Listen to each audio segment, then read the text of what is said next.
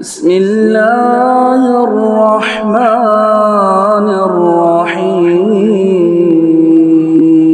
السلام علیکم ورحمۃ اللہ وبرکاتہ۔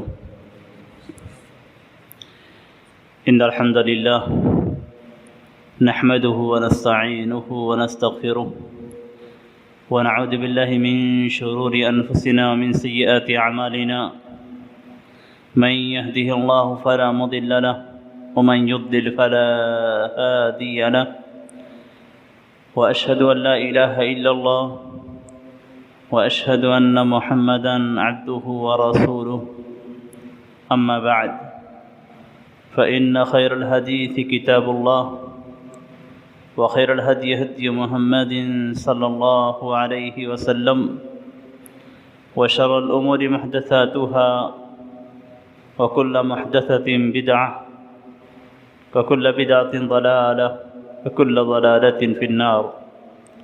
أعوذ بالله من الشيطان الرجيم، بسم الله الرحمن الرحيم، وما أمروا إلا ليعبدوا الله مخلصين له الدين۔ محترم حاضرین کرام، ہم میں سے ہر شخص کو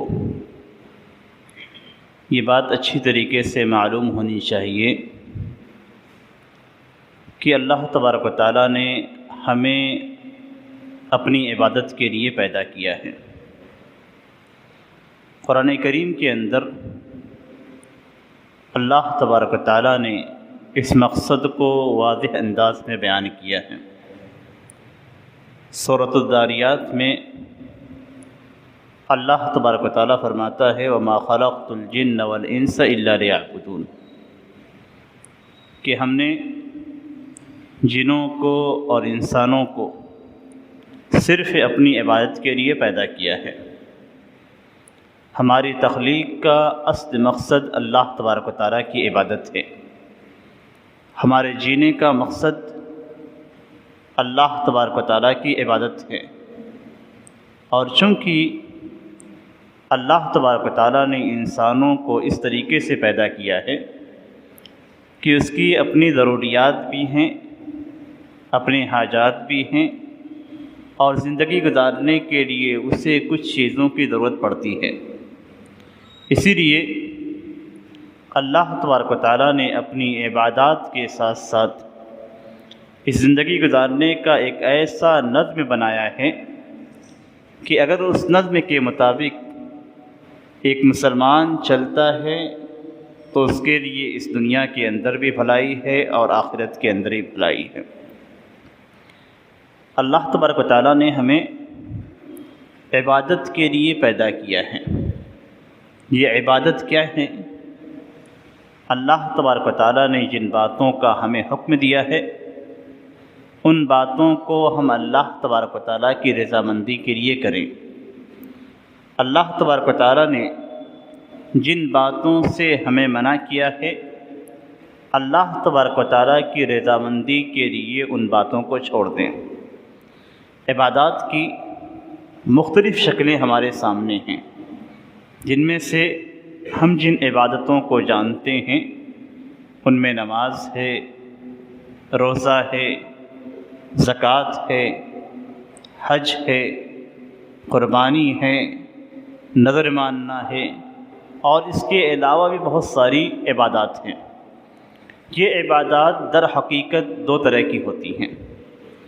ایک وہ عبادت جو ہمارے دل سے متعلق ہے، جنہیں قلبی عبادات کہا جاتا ہے، قلبی اعمال کہے جاتے ہیں۔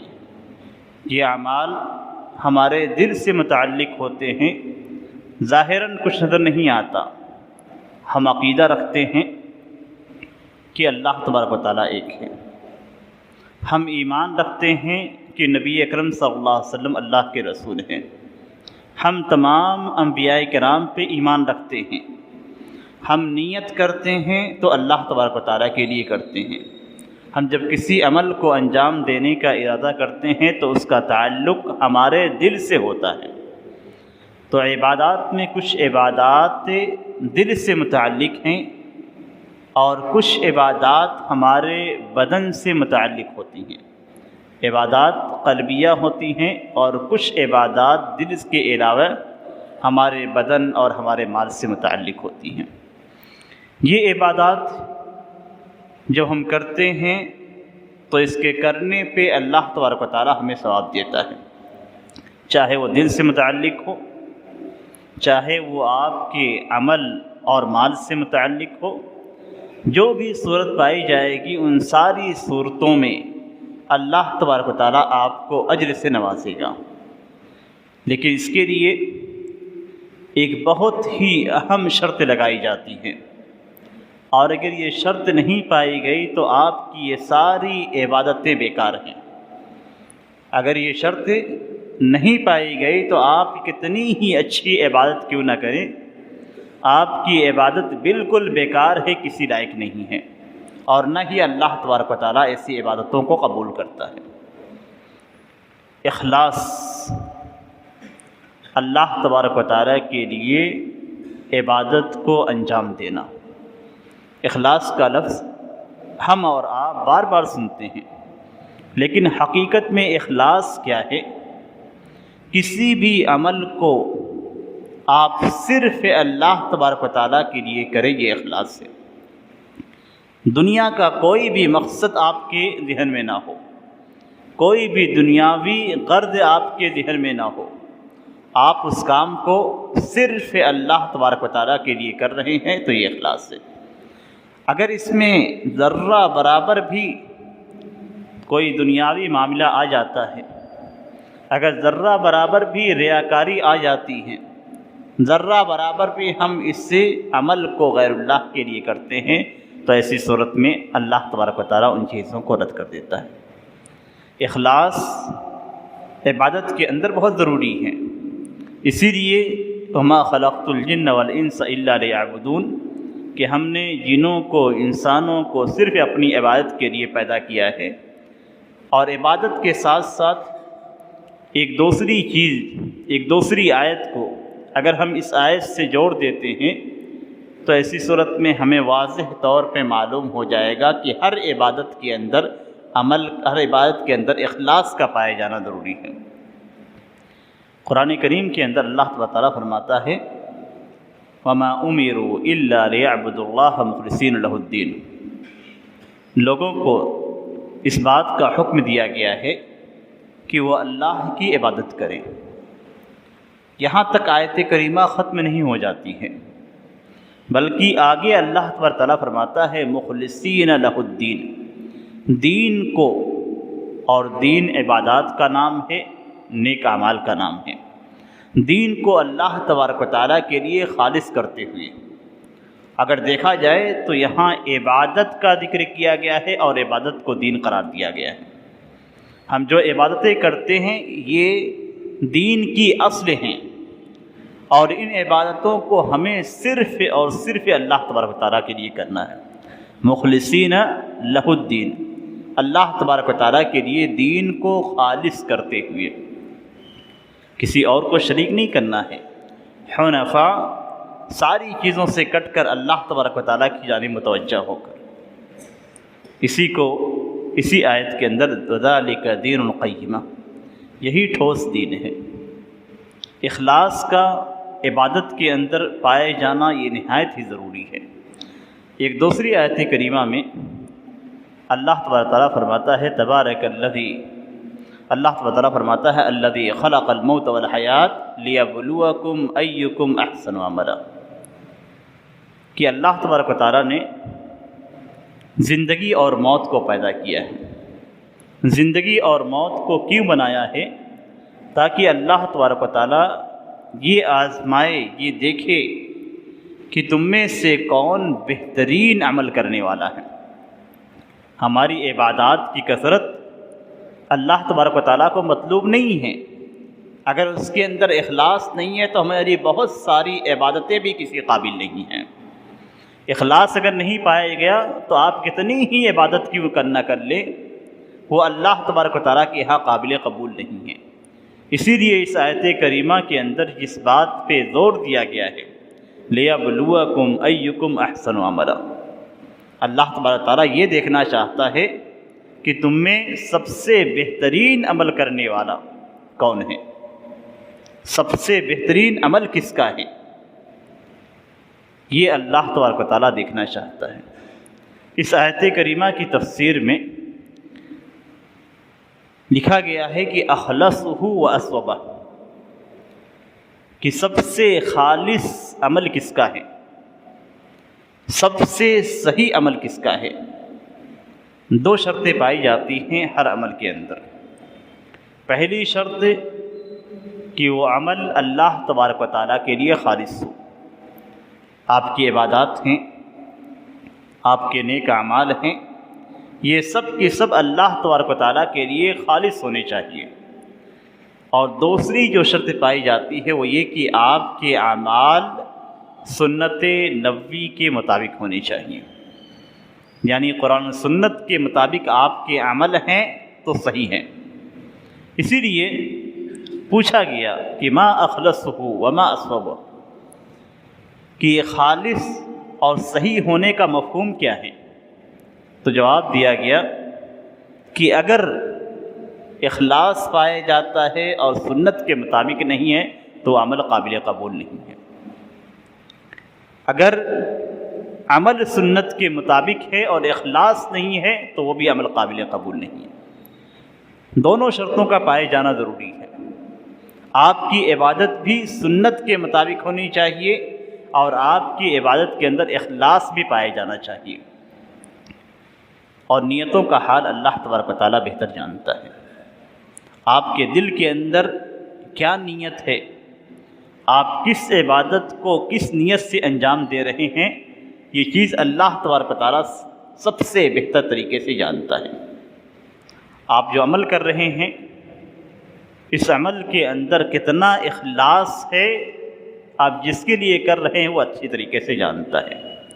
اسی لیے نبی اکرم صلی اللہ علیہ وسلم نے فرمایا کہ انما الاعمال بالنیات، کہ عمل کا دار و مدار، عمل کی بنیاد یہ نیتوں پہ ہے۔ آپ عمل کر رہے ہیں، اچھا عمل ہے، لیکن آپ کی نیت خراب ہے تو عمل قابل قبول نہیں ہے۔ آپ غلط عمل کر رہے ہیں، آپ کی نیت اچھی ہے تو عمل بھی قابل قبول نہیں ہے۔ نیت اور عمل دونوں کا صحیح ہونا ضروری ہے۔ آپ اچھا عمل کر رہے ہیں لیکن نیت الگ ہے آپ کی۔ آپ آتے ہیں، نماز پڑھتے ہیں، لیکن اللہ تبارک و تعالیٰ کے لیے نماز پڑھنے کے بجائے آپ کی نیت کے اندر کچھ اور مقصد بھی ہے، اور یہی مقصد آپ کی اس عبادت کو خراب کر دیتا ہے۔ نبی اکرم صلی اللہ علیہ وسلم کا فرمان ہے ان اخوف ما اخاف علیکم الشرک الاصغر، سب سے زیادہ مجھے جس بات کا خوف ہے تم لوگوں پہ وہ شرک اصغر ہے۔ صحابہ کرام نے پوچھا کہ شرک اصغر کیا ہے؟ تو آپ صلی اللہ علیہ وسلم نے فرمایا کہ ریاکاری ہے۔ آدمی آتا ہے، نماز پڑھتا ہے، اپنی نماز کو مزید سنوارتا ہے، اور سنوارنے کی وجہ کیا ہوتی ہے کہ اللہ کے لیے نہیں سنوار رہا ہے، بلکہ وہ مسجد کے اندر دیکھتا ہے کہ کوئی شخص اس کی نماز کو دیکھ رہا ہے، اور دیکھنے کی وجہ سے اپنی نماز کو مزید بہتر کرنے کی کوشش کرتا ہے، تاکہ کہیں ایسا نہ ہو کہ وہ شخص یہ کہے کہ اس کی نماز کتنی خراب ہے، تاکہ وہ شخص یہ نہ کہے کہ یہ نماز کتنی جلدی پڑھ کے نکل جاتا ہے۔ ہوتا ہے، اکثر ایسا ہوتا ہے کہ لوگ کسی کے تعلق سے بات کرتے ہیں کہ ارے وہ کتنی تیزی سے نماز پڑھ کے نکل جاتا ہے۔ لوگ کسی کے تعلق سے بات کرتے ہیں کہ بڑی اچھی بڑی لمبی نمازیں پڑھتا ہے، تو انسان کے ذہن میں یہ خیال آتا ہے کہ میں اپنی نماز کو خوب سنوار لوں، اچھا کر لوں، تاکہ دیکھنے والا میری تعریف کرے، اس کے دل کے اندر میری تعریف ہو جائے۔ اور کبھی کبھی تو ایسا بھی ہوتا ہے کہ ہمیں نہ دنیا حاصل ہوتی ہے نہ آخرت ملتی ہے۔ ہم نماز پڑھتے ہیں، ہمیں صرف ایسا محسوس ہوتا ہے کہ لوگ ہماری نمازوں کو دیکھ رہے ہیں اور ہم اپنی نماز کو اچھی کرتے جاتے ہیں۔ حالانکہ کوئی نہیں دیکھ رہا ہوتا ہے، صرف شیطان کا وسوسہ ہوتا ہے اور ہماری نماز کو خراب کر دیتا ہوتا ہے۔ اسی چیز کو نبی اکرم صلی اللہ علیہ وسلم نے منع فرمایا ہے اور اسے شرک خفی سے تعبیر کیا ہے۔ خفیہ شرک اکبر کو ہم جانتے ہیں کہ شرک اکبر جس عمل کے اندر داخل ہو جاتا ہے وہ عمل برباد ہو جاتا ہے۔ اگر کسی عبادت کو ہم اللہ تبارک و تعالیٰ کے لیے کر رہے ہیں اور اس عبادت کو ہم غیر اللہ کے لیے بھی کر رہے ہیں تو ایسی صورت میں وہ عبادت برباد ہے۔ کوئی بھی عبادت ہو، ہر عبادت کو صرف اور صرف اللہ تبارک و تعالیٰ کے لیے کرنا ہے، غیر اللہ کا اس میں کوئی بھی حصہ نہیں ہونا چاہیے۔ اگر غیر اللہ کے لیے کرتے ہیں تو یہی چیز شرک بن جاتی ہے۔ عبادت کا کوئی بھی حصہ اگر غیر اللہ کے لیے کیا جاتا ہے تو یہی حقیقت میں شرک ہے۔ شرک یہ نہیں ہے کہ آپ اللہ کو چھوڑ دیں، شرک یہ بھی نہیں ہے کہ آپ اللہ کو خالق نہ مانیں، شرک یہ بھی نہیں ہے کہ آپ اللہ کو رازق نہ مانیں، شرک یہ بھی نہیں ہے کہ آپ اللہ کو مدبر نہ مانیں۔ اللہ تبارک و تعالیٰ کی توحید کی 3 قسمیں ہیں، ان قسموں میں سے کسی بھی قسم کے اندر شرک پائے جائے گا تو آپ کے سارے اعمال برباد ہیں۔ اگر آپ اللہ تبارک و تعالیٰ کی توحید ربوبیت کے اندر کسی کو شریک ٹھہراتے ہیں، یعنی اگر آپ یہ عقیدہ رکھتے ہیں کہ اللہ تبارک و تعالیٰ کے ساتھ اس کائنات میں تصرف کرنے والی کوئی اور ذات بھی ہے تو یہ اللہ کی ربوبیت میں شرک ہیں۔ اگر آپ یہ عقیدہ رکھتے ہیں کہ کچھ عبادتیں اللہ کے لیے بھی کی جا سکتی ہیں اور غیر اللہ کے لیے بھی کی جا سکتی ہیں تو یہ شرک ہیں۔ اور اس کی واضح مثال جو مسلمانوں کے اندر پائی جاتی ہے، ہم چند دنوں میں قربانی کرنے والے ہیں۔ قربانی در حقیقت اللہ تبارک و تعالیٰ کے سامنے نیاز پیش کرنا ہے۔ ہم جسے اپنی زبان میں نیاز کہتے ہیں، یہ حقیقت میں قربانی اللہ تبارک و تعالیٰ کے سامنے نیاز پیش کرنا ہے۔ اور نیاز پیش کرنا، قربانی پیش کرنا، یہ عبادت ہے۔ ہم جانور کو ذبح کرتے ہیں اللہ تبارک و تعالیٰ کے لیے، یہ نیاز کے طور پہ کرتے ہیں۔ نظر ایک الگ چیز ہے، نیاز ایک الگ چیز ہے۔ ہم اللہ تبارک و تعالیٰ کے لیے کر رہے ہیں۔ آپ دیکھیں گے کہ قبروں پہ نیاز چڑھایا جاتا ہے، قبر والے کے نام سے کسی چیز کو بانٹا جاتا ہے، کسی چیز کو لوگوں میں تقسیم کیا جاتا ہے۔ یہ قبر والے کے نام سے ایک عبادت کی جاتی ہے جس کا ہمیں شعور نہیں ہوتا۔ ہم یہی سمجھتے ہیں کہ نیاز ایک ہلکی سی چیز ہے جو قبر والے کے نام سے بانٹی جاتی ہے، قبر والوں کے نام سے سبیلیں لگائی جاتی ہیں، اور ہم یہ سمجھتے ہیں کہ یہ نیاز ایک ہلکا سا عمل ہے، اس کا کوئی تعلق عبادت سے نہیں ہے۔ حقیقت میں یہی عبادت ہے۔ ہم قربانی پیش کرتے ہیں، یہ بھی نیاز ہے۔ اگر آپ کوئی دوسری چیز پیش کرتے ہیں وہ بھی نیاز ہے۔ یہ عبادت صرف اور صرف اللہ کے لیے کرنی ہے۔ اور ہم میں سے اکثر مسلمان غیر اللہ کے نام کی نظر و نیاز مانتے ہیں، نظر بھی مانتے ہیں، نیازیں بھی چڑھاتے ہیں، اور نظر بھی صرف اللہ تبارک و تعالیٰ کے لیے ماننی ہے۔ یہاں تک کہ قسم کھانے کو اللہ کے رسول صلی اللہ علیہ وسلم نے غیر اللہ کے لیے قسم کھانے تک کو منع کیا ہے۔ نظر تو بہت اونچی چیز ہے، نظر تو صرف اللہ تبارک و تعالیٰ کے لیے مانی جائے گی، اور قرآن کریم کے اندر اس کی تعریف بھی کی گئی ہے، یوفون بالنظر، کہ یہ لوگ جو مومن ہیں وہ اپنی نظر کو پورا کرتے ہیں۔ اللہ کے لیے نظر مانی جاتی ہے، غیر اللہ کے لیے نظر نہیں مانی جاتی۔ اور قسم جو ہلکی چیز ہے اسے بھی غیر اللہ کے لیے مانگنے سے، غیر اللہ کے لیے قسم کھانے سے منع کر دیا گیا ہے۔ ہر وہ راستہ جو اللہ تبارک و تعالیٰ کے ساتھ شرک تک پہنچاتا ہے اسے بند کر دیا گیا ہے۔ نبی اکرم صلی اللہ علیہ وسلم نے ہر وہ راستہ جو شرک تک پہنچاتا ہے اسے بند کر دیا، تاکہ آپ کی عبادت آپ کے اعمال صرف اور صرف اللہ تبارک تعالیٰ کے لیے خالص رہیں۔ احادیث کے اندر آتا ہے کہ ایک شخص نبی اکرم صلی اللہ علیہ وسلم کے پاس آیا اور اس نے کہا کہ ما شاء اللہ وشئت، کہ اے اللہ کے رسول صلی اللہ علیہ وسلم، جو اللہ چاہے اور جو آپ چاہیں۔ تو نبی اکرم صلی اللہ علیہ وسلم نے کیا فرمایا؟ اجعلتنی للہ ندا، کیا تم نے مجھے اللہ تبارک و تعالیٰ کے برابر ٹھہرا دیا؟ اس طریقے سے تم بول رہے ہو، الفاظ کے اندر بھی کس قدر نبی اکرم صلی اللہ علیہ وسلم خیال کرتے تھے کہ الفاظ بھی جو ہماری زبان سے ادا ہوتے ہیں وہ الفاظ بھی درست ہونے چاہیے، الفاظ کے اندر بھی شرک کا شائبہ تک نہیں ہونا چاہیے۔ جو صحابی آئے تھے وہ اللہ تبارک و تعالیٰ کے مقام و مرتبہ کو جانتے تھے، نبی اکرم صلی اللہ علیہ وسلم کے مقام مرتبہ کو بھی جانتے تھے کہ نبی اکرم صلی اللہ علیہ وسلم اللہ تبارک و تعالیٰ کے برابر نہیں ہیں، لیکن جب وہ آئے اور آنے کے بعد دو لفظوں کو ایک ساتھ ملا دیا کہ جو اللہ تبارک و تعالیٰ چاہے اور آپ چاہیں، تو نبی اکرم صلی اللہ علیہ وسلم نے فرمایا کہ کیا تم نے مجھے اللہ کے برابر ٹھہرا دیا؟ ایسے نہیں کہو، بلکہ یہ کہو کہ جو صرف اللہ تبارک و تعالیٰ چاہے۔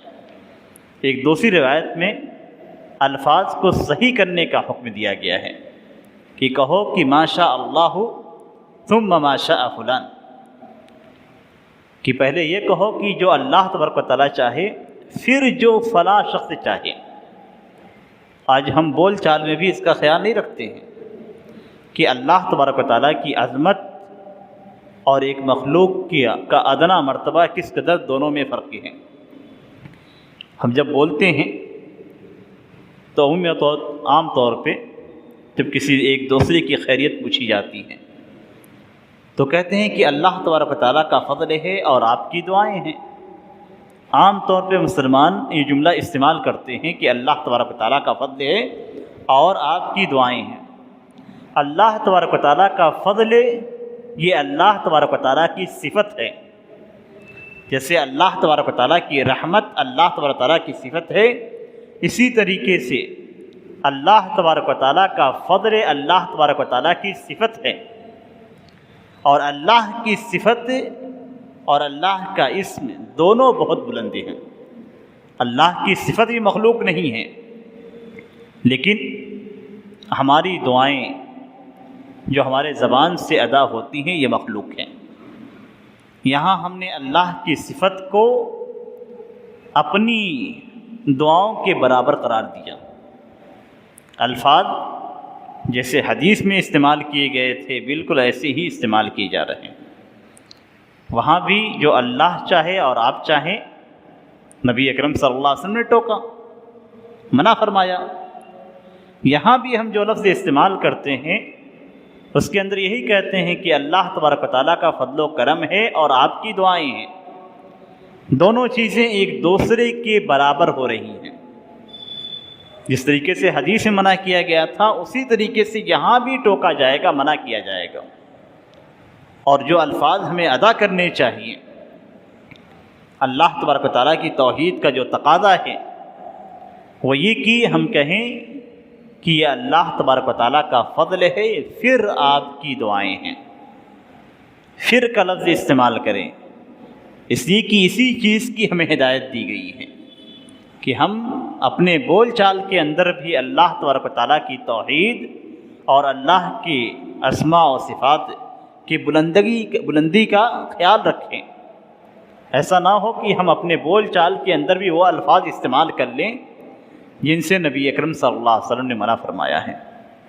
اخلاص کا مرتبہ اس قدر اونچا ہے اللہ تبارک و تعالیٰ کے لیے، عبادت کا مرتبہ اتنا اونچا ہے کہ ہم الفاظ بھی اس طریقے کے استعمال نہیں کریں گے جس کے اندر اخلاص پہ آنچ آتی ہو، اللہ کی توحید پہ آنچ آتی ہو۔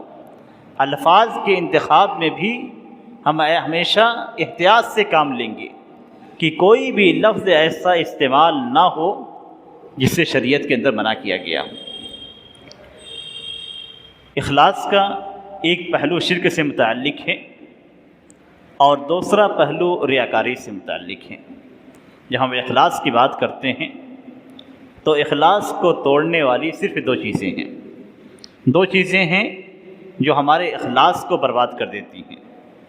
پہلی چیز اللہ تبارک و تعالیٰ کے ساتھ کسی چیز کو شریک ٹھہرانا، اور دوسری چیز اپنے عمل کے اندر ریاکاری پیدا کرنا۔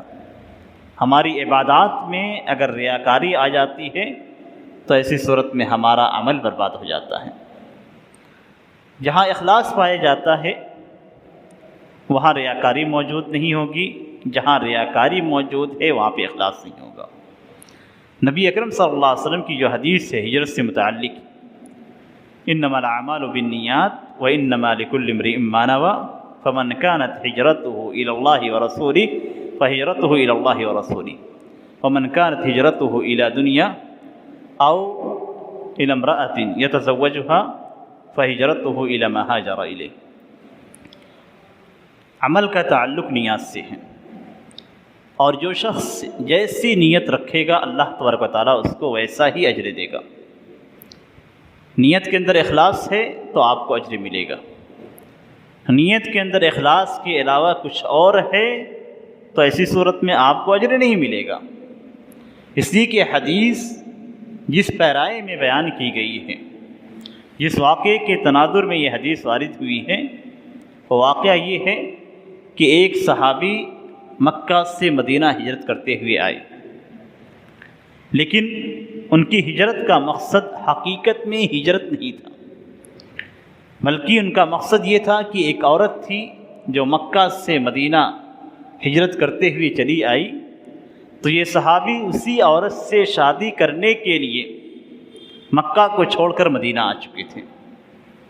اسی کو اس حدیث کے اندر بیان کیا گیا ہے کہ جو شخص ہجرت کو اللہ اور اس کے رسول کے لیے اپناتا ہے تو اس کی ہجرت اللہ اس کے رسول کے لیے ہے، اور جو شخص ہجرت جیسے عمل کو دنیاوی چیز کو پانے کے لیے یا کسی عورت سے شادی کرنے کے لیے ہجرت کرتا ہے تو ایسی صورت میں جس مقصد کے تحت وہ ہجرت کرتا ہے اس کو وہی مقصد حاصل ہوگا۔ ایسا نہیں ہے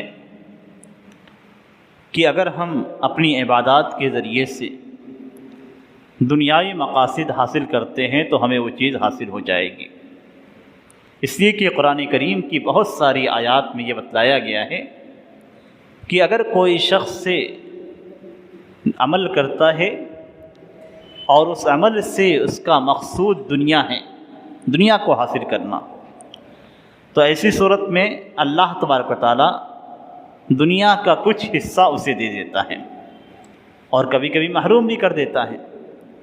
لیکن اگر کوئی شخص اپنے عمل سے آخرت کو طلب کرتا ہے تو اللہ تبارک و تعالیٰ اس کے اس نیکی کے اندر، اجر کے اندر اضافہ کر دیتا ہے۔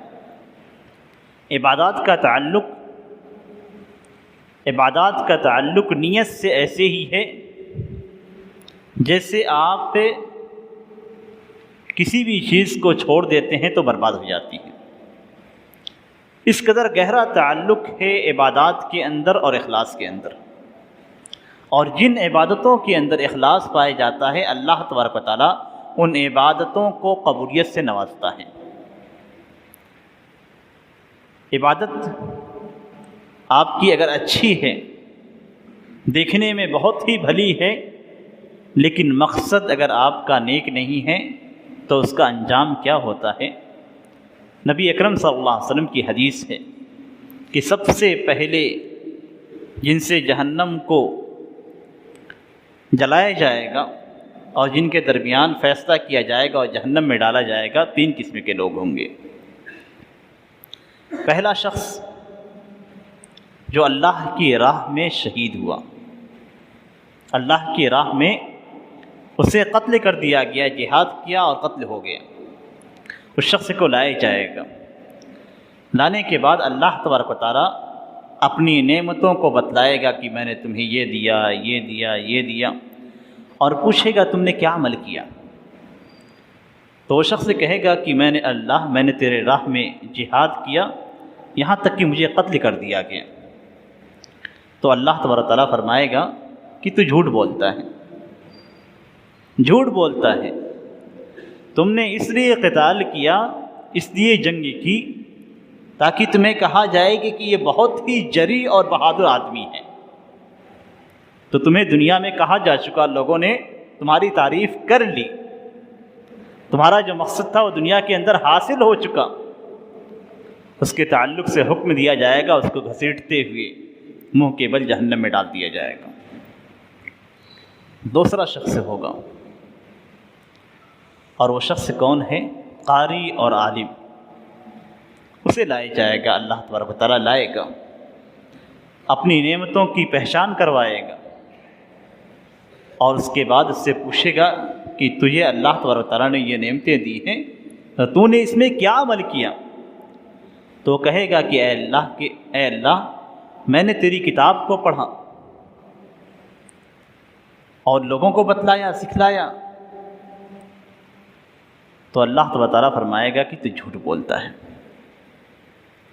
تو جھوٹ بولتا ہے۔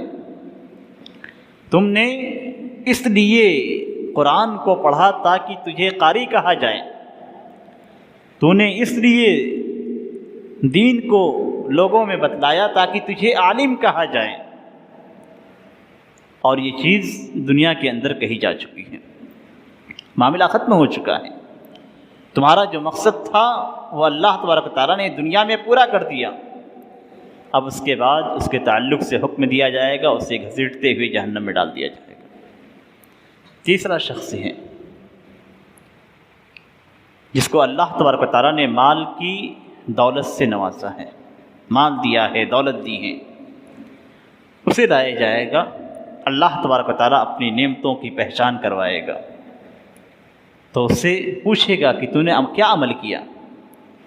وہ کہے گا کہ اے اللہ تو نے مجھے مال دیا تھا، جتنی بھی راہ تیری بنتی تھی، مساجد میں زکوٰۃ کے طور پہ غربا کو، مساکین کو، اور بہت سارے خیر کے کام، کوئی بھی خیر کا کام میں نے نہیں چھوڑا، سارے خیر کے کاموں میں میں نے اپنی دولت لٹا دی۔ تو اللہ تبارک و تعالیٰ فرمائے گا تو جھوٹ بولتا ہے، تم نے پیسے خرچ کیے، لیکن کس مقصد کے تحت؟ تاکہ تجھے کہا جائے کہ کتنا سخی آدمی ہے، اللہ کی راہ میں کتنا خرچ کرنے والا آدمی ہے۔ دنیا کے اندر کہا جا چکا ہے، اب معاملہ ختم ہو گیا ہے، اس کے تعلق سے بھی حکم دیا جائے گا، گھسیٹتے ہوئے اسے جہنم میں ڈال دیا جائے گا۔ تینوں افراد جن کے تعلق سے حدیث کے اندر آتا ہے کہ جہنم کو ان سے بھڑکایا جائے گا، جہنم کو جلائے جائے گا، تو ان کے ذریعے سے جلائے جائے گا۔ اگر غور کیا جائے تو ہمارے معاشرے کے اندر بھی ایسے افراد موجود ہیں۔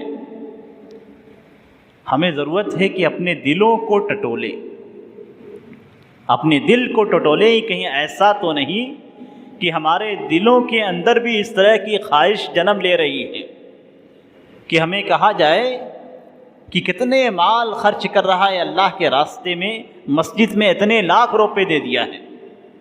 کہیں اس طرح کی خواہش ہمارے دلوں میں تو نہیں جنم لے رہی ہے؟ کہیں ایسا تو نہیں کہ ہم پنج وقتہ نماز پڑھتے ہیں اور ہمارے دل کے اندر یہ خواہش ہو کہ لوگ کہیں کہ یہ بہت ہی پکا نمازی ہے؟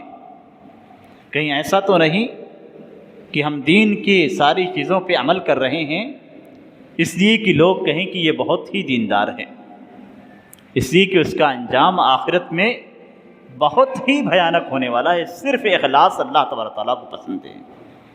اسی لیے تمام معاملات کے اندر اللہ تبارک و تعالیٰ نے عبادات کو چھپا کر کرنے کا حکم دیا ہے۔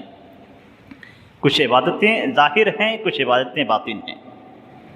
آپ کو پنج وقتہ نماز پڑھنے کا حکم دیا ہے تو آپ کو مسجد میں ہی آنا ہے، ایسا نہیں کہ آپ ریاکاری کے ڈر سے گھر میں نماز پڑھیں، آپ کو مسجد میں ہی نماز پڑھنی ہے۔ اگر آپ کے ذہن میں یہ بات آتی ہے کہ کہیں میں مسجد میں جاؤں تو ایسی صورت میں میرے اندر ریاکاری پیدا ہو جائے گی اور یہ خواہش جنم لینے لگے گی کہ لوگ کہیں گے کتنا پکا نمازی ہے، اس لیے گھر میں ہی پڑھ لیتا ہوں، تو یہ شیطان کی جانب سے وسوسہ ہے۔ شیطان آپ کو بہکا رہا ہے کہ آپ مسجد میں آنے کے بجائے گھر میں پڑھیں، جن عبادات کو جس طریقے سے کرنے کا حکم دیا گیا ہے، حقیقت میں اخلاص اس میں وہی ہے۔ ہم آئیں اپنے دل کو، اپنے ذہن کو پاک رکھیں کہ ہم کسی کی ریاکاری کے لیے مسجد میں نہیں آ رہے ہیں، اللہ نے حکم دیا ہے، اللہ کے حکم کی تعمیل کے لیے آ رہے ہیں، تو ہمارا یہ عمل صاف ستھرا ہوگا۔ کبھی کبھی انسان کے ذہن میں ایسی باتیں آ جاتی ہیں کہ انسان کبھی کوئی عمل کرتا ہے تو شیطان اسے بہکاوے میں ڈالتا ہے۔ پہلے تو اس کے دل کے اندر ریاکاری پیدا کرتا ہے کہ دیکھو فلاں شخص تمہیں دیکھ رہا ہے، تمہارے تعلق سے ایسے باتیں ہوں گی، اس طریقے سے تمہاری تعریف کی جائے گی۔ پھر جب آدمی اس سے چھٹکارا پاتا ہے تو اسے ایک دوسری جانب لے جاتا ہے کہ تم ایسا عمل کرو ہی مت جس کے اندر ریاکاری ہے، اللہ کی راہ میں مال خرچ مت کرو، اسی خرچ کرو کہ لوگوں کو معلوم ہوگا تو پھر کہیں ایسا نہ ہو کہ ریاکاری پیدا ہو جائے۔ تو عبادات کا معاملہ بہت ہی خطرناک ہے، اور عبادات کے اندر اخلاص کا معاملہ بہت ہی زیادہ گہرا ہے۔ ایک طرف ریاکاری ہے، ذہن کے اندر آتی رہتی ہے، اس کو مٹانے کی ضرورت ہے۔ دوسری طرف شیطان اپنی چال چلتا ہے تاکہ آپ کے عمل کو برباد کر دے۔ قرآن کریم کے اندر اللہ تبارک و تعالیٰ نے ایسے اعمال کا ذکر کیا ہے کہ جو عمل ہوں گے لیکن کسی نتیجے کے نہیں ہوں گے۔ وَقَدِمْنَا إِلَى مَا عَمِلُوا مِنْ عَمَلٍ فَجَعَلْنَاهُ هَبَاءً مَنْثُورًا، کہ انہوں نے نیک عمل کیے ہوں گے لیکن اللہ تبارک و تعالیٰ اس کو اڑتی ہوئی دھول کی طرح بنا دے گا، اس لیے کہ اس کے اندر اخلاص کی کمی تھی۔ محنت کی گئی، کوشش کی گئی، لیکن اخلاص کی کمی تھی۔ اخلاص کی کمی کی وجہ سے ہمارے یہ اعمال جو ہم کر کے چھوڑتے ہیں، یہ اعمال آخرت میں برباد ہو جائیں گے۔ وہیں اگر دیکھا جائے تو اخلاص اگر کسی عمل کے اندر ہے تو عمل تھوڑا ہی کیوں نہ ہو، اللہ تبارک و تعالیٰ کے یہاں بہت زیادہ اونچا مرتبہ رکھتا ہے۔ حدیث کے اندر ذکر کیا گیا ہے کہ قیامت کے دن ایک شخص کو لایا جائے گا اور اللہ تبارک و تعالیٰ اس کے سامنے اس کی گناہوں کا رجسٹر کھول دے گا، گناہوں کو بتلائے گا کہ تم نے یہ گناہ کیا۔ بندہ انکار نہیں کر سکتا ہے، اسے ایسا لگے گا کہ اب میں بالکل ہلاک برباد ہو گیا، اس لیے کہ اللہ تبارک و تعالیٰ میری ایک ایک گناہ کو مجھے بتلا رہا ہے۔ تو اللہ تبارک و تعالیٰ ان سارے رجسٹر کے بعد ایک بطاقہ نکالے گا، ایک چھوٹا سا کارڈ ہوگا جس پہ لا الہ الا اللہ لکھا ہوگا۔ ایک ترازو میں اس کے سارے گناہوں کے رجسٹر ڈال دیے جائیں گے اور دوسرے پرڑے میں لا الہ الا اللہ کا بطاقہ رکھ دیا جائے گا۔ کہ رجسٹر جو فرشتوں نے لکھے ہیں، اللہ تبارک و تعالیٰ جب اس شخص سے اس کے گناہوں کے تعلق سے بات کرے گا تو کہے گا کہ دیکھو کیا لکھنے والوں نے کوئی غلطی کی ہے؟ وہ اقرار کرے گا کہ نہیں، سارے گناہ اس کے کیے ہوئے ہیں اور اس کو کوئی نیکی نظر نہیں آ رہی ہے، اور اس کو یقین ہو چکا ہے کہ اب میں برباد ہو جاؤں گا، ہلاک ہو جاؤں گا، جہنم میں چلا جاؤں گا۔ تو اللہ تبارک و تعالیٰ ایک بطاقہ نکالے گا جس پہ لا الہ الا اللہ لکھا ہوگا۔ لا الہ الا اللہ کو دوسرے پرڑے میں جب رکھا جائے گا تو یہ لا الہ الا اللہ بھاری پڑ جائے گا، یہ سارے گناہ ہلکے پڑ جائیں گے۔ اس وجہ سے نہیں کہ صرف زبان سے لا الہ الا اللہ کا دینا کافی ہے، بلکہ اس شخص نے اخلاص کے ساتھ لا الہ الا اللہ کہا تھا، اخلاص کے ساتھ لا الہ الا اللہ کہا تھا۔ گناہ تھے اس کے، لیکن لا الہ الا اللہ کا مطلب بھی جانتا تھا اور اخلاص کے ساتھ اس نے لا الہ الا اللہ کہا تھا۔ اور یہی اخلاص سے تھوڑا سا عمل، قلبی عبادت تھی لا الہ الا اللہ کا عقیدہ رکھنا، یہ قلبی عبادت ہے، لیکن اس قلبی عبادت کے اندر بھی اخلاص پیدا ہوا تو یہ سارے گناہ ہلکے پڑ گئے اور اخلاص کا ایک تھوڑا سا کلمہ سارے گناہوں پہ بھاری پڑ گیا۔ اس سے ہمیں معلوم ہوتا ہے کہ اگر ہم تھوڑا سا عمل بھی اللہ تبارک و تعالیٰ کے لیے کرتے ہیں تو ایسی صورت میں ہمارے بہت سارے گناہوں پہ وہ عمل بھاری ہیں، لیکن شرط ایک ہی ہے، اخلاص کی۔ اخلاص اگر نہیں ہے تو گناہوں کے مقابل میں اس کی کوئی ویلیو نہیں ہے۔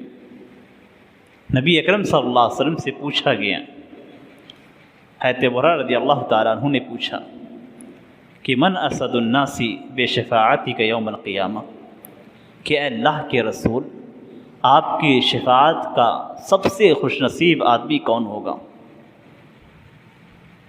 شفاعت نبی اکرم صلی اللہ علیہ وسلم کریں گے اپنی امت کے لیے، اور آپ کی شفاعت کی وجہ سے اللہ تبارک و تعالیٰ نبی اکرم صلی اللہ علیہ وسلم کی امت کے بہت سارے افراد کو جنت میں داخل کر دے گا۔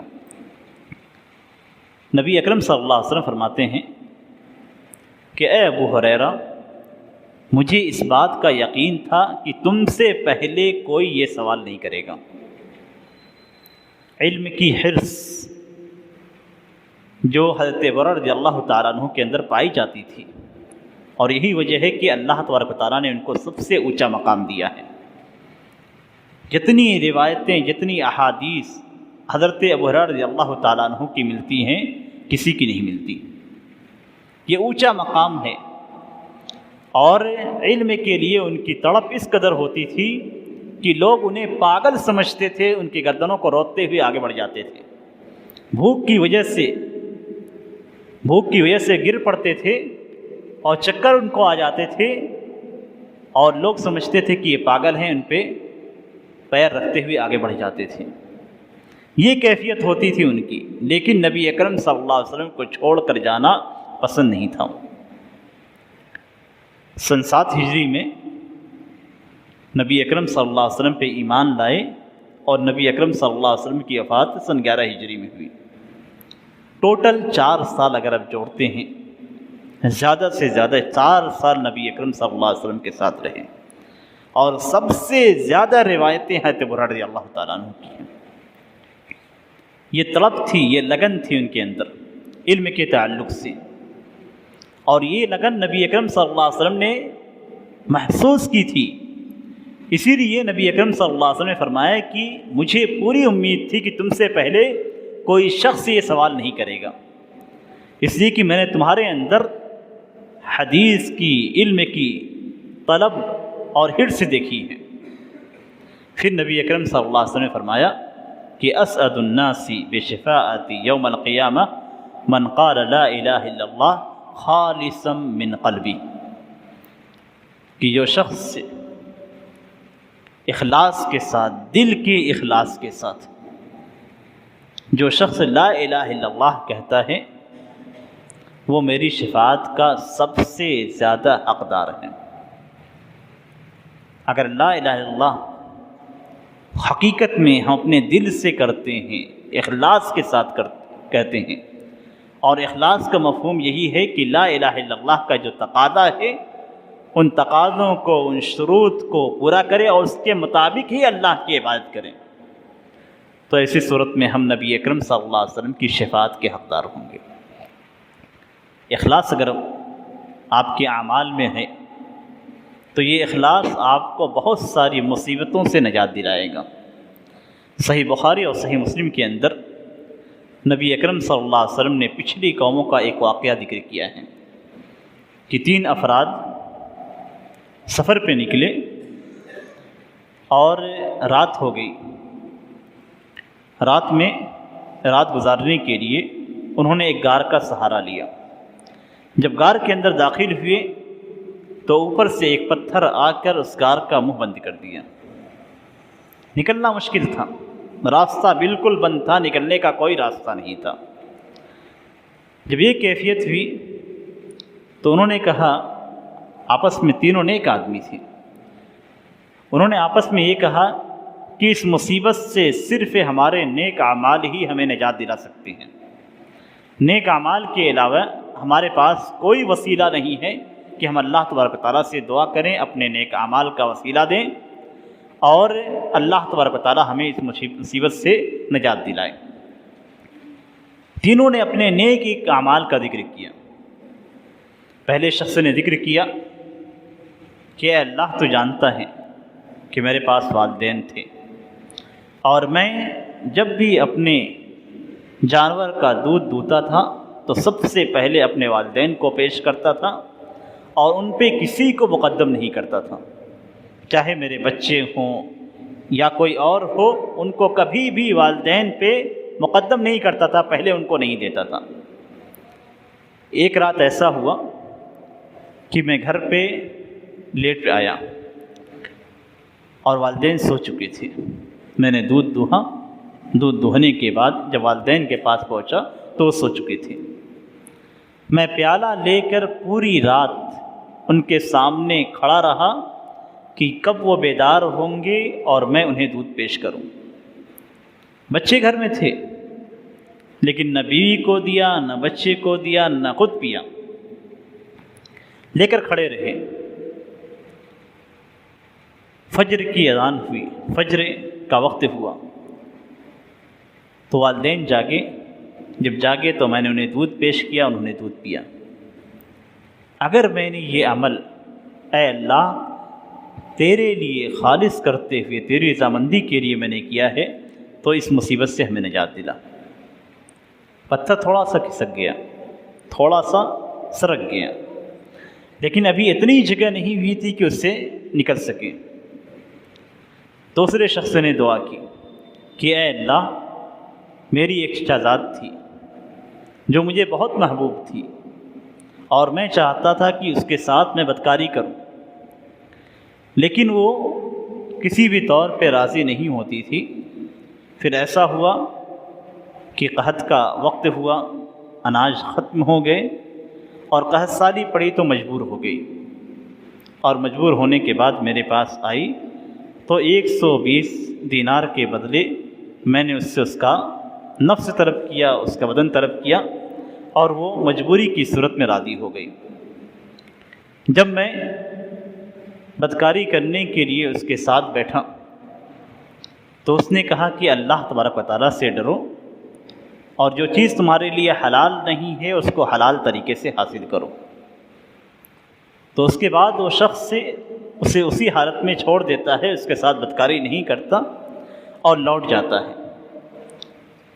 دعا کرتا ہے کہ اے اللہ اگر میں نے یہ کام، یہ عمل تیری رضا کے خاطر کیا، اخلاص کے ساتھ کیا، تو ہم سے اس پتھر کو دور کر دے اور اس مصیبت سے ہمیں نجات دلا دے۔ تھوڑا سا سرک جاتا ہے لیکن نکلنے کا راستہ نہیں بنتا ہے۔ پھر تیسرا شخص دعا کرتا ہے کہ اے اللہ میرے پاس کئی کام کرنے والے ہوتے تھے، مزدور ہوتے تھے، ان مزدوروں کو میں ان کی اجرت دیتا تھا، لیکن ایک مزدور مجھ سے ناراض ہو کر اپنی اجرت لیے بغیر چلا گیا، تو میں نے اس کی اجرت تجارت میں لگائی، اس سے خریدا، یہاں تک کہ بہت ساری بکریاں ہوں گئی، بہت سارے جانور ہوں گے اور بہت سارے باغات اور ساری چیزیں ہو چکی۔ پھر ایک روز وہ آتا ہے اور آنے کے بعد اپنی اجرت طلب کرتا ہے، تو میں نے اس سے کہا کہ یہ سارے جانور جو تم دیکھ رہے ہو یہ سارے کے سارے جانور تمہارے ہیں۔ تو اس نے کہا کہ کیا تم اس سے مذاق کر رہے ہو؟ تو انہوں نے کہا کہ میں مذاق نہیں کر رہا ہوں، بلکہ یہ سارے جانور تمہاری اجرت کے پیسوں سے لیے گئے ہیں، بڑھتے گئے بڑھتے گئے بڑھتے گئے یہاں تک کہ اتنے زیادہ جانور ہو چکے۔ اس شخص نے اپنا پورا جانور لیا اور ایک جانور بھی نہیں چھوڑا اور چلا گیا۔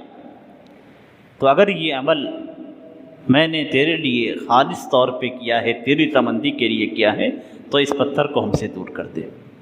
پتھر سرک جاتا ہے، نکلنے کی جگہ بن جاتی ہے اور نکل جاتے ہیں۔ اس حدیث کے اندر جو سب سے اہم بات ہے وہ یہ کہ ہر کسی نے اپنے نیک عمل کا وسیلہ دیا تھا، اور اس نیک عمل کے اندر جن بات کا وسیلہ دیا گیا تھا وہ اخلاص کا، کہ اگر میں نے یہ عمل تیرے لیے خالص طور پہ کیا ہے تو ہمیں نجات دلا۔ وہ عمل جو نیک ہو، جس کے اندر اخلاص ہو، اس عمل سے اللہ تبارک و تعالیٰ بہت ساری مصائب کو دور کرتا ہے، اور وہ عمل ہمارے لیے جائز وسیلوں میں سے ایک وسیلہ بن جاتا ہے، جس کو ہم اپنائیں تو ہمارے لیے نجات کا راستہ بن جائے گا۔ اس پورے درس کا جو خلاصہ ہے، اس پورے خطاب کا جو خلاصہ ہے وہ یہ کہ عبادات ہماری سنت کے مطابق ہونی چاہیے، اور عبادات کے اندر اخلاص کا پائے جانا نہایت ضروری ہے۔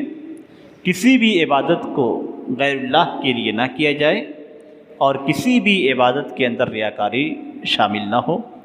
یہ چند باتیں تھیں جو میں آپ لوگوں سے کرنا چاہ رہا تھا۔